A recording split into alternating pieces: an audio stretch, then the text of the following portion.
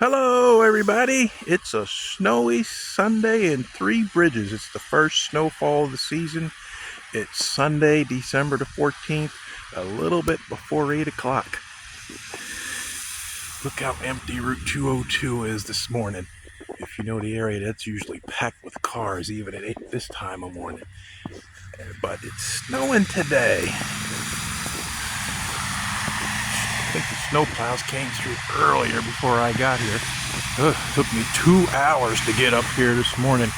We were behind snowplows all up Route 31 and then all up Route 202 until we got to the Flemington Circle.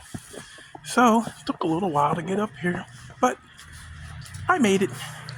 So hopefully you have a good day today. Oh yeah, we have some snow stuff here. Got some snow stuff here. Snow remover, some little ones. Got a little bit of ice melt.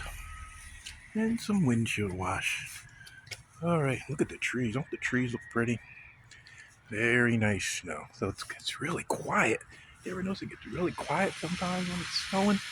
But anyway, in the trees across the street from the station. Alright, everybody. Have a great Sunday. And I'll talk to you soon. Okay. Bye.